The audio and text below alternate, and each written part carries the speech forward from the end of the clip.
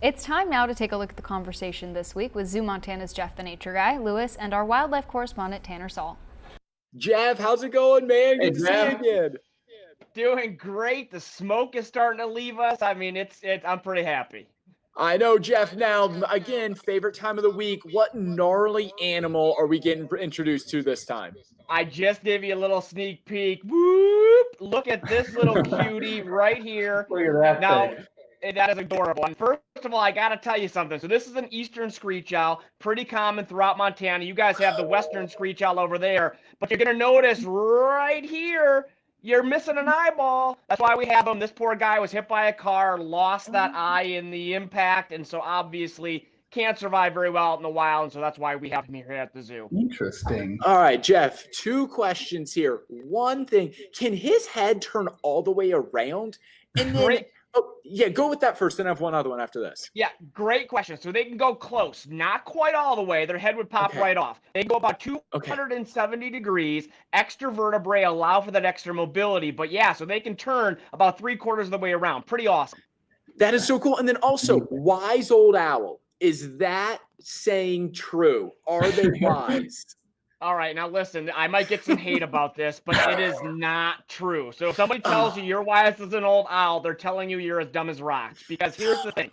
These birds, they are incredible at what they do. They are some of the best hunting animals in the animal kingdom, but they are not very bright. And I truly mean that. And maybe it's because their eyes are so big, there's not much room for a brain. But the point is, when you work to train these guys, it takes them a long time. They have an attention span literally of about 3 minutes. That's about it.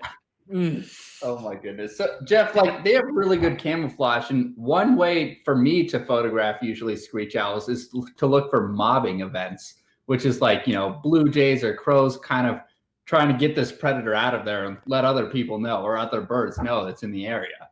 That's exactly right. And when I used to fly birds a lot in Florida, and anytime I would lose a bird up in the trees, I would look for that mobbing behavior. It's a dead giveaway where the birds of prey are. And you're right, that's an exact great way to find these little owls, because this guy sitting against a pine tree or a cottonwood, you'll never see him. And the cool thing is they also come in a red color, almost like a rusty color as well. So they come in these two different color phases, but they are hard to find out in the wild. Listen for them, because they actually don't sound like a typical owl. They sound like a horse whinnying or neighing. So if you think you're going crazy thinking you have a horse in your tree, you're not. You just got one of these little guys hanging around.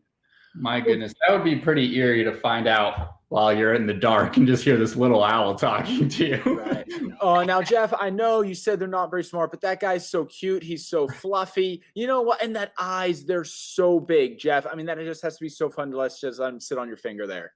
We'll give him points for being so cute. And I got to give this guy extra points too. During the holidays, you hear him singing a lot. He loves to sing, "I will be home for the holidays." Oh, come on.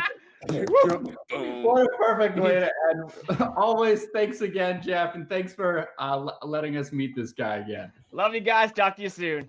See you, Jeff.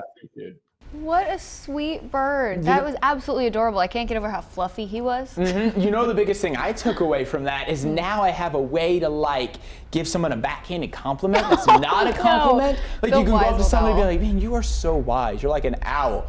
And they may think that is true, but really it's not. And you get, burn. I have a bone to pick with some people who have called me that throughout my life. Me too. That's what I thought. I got to get back to some of those people on that.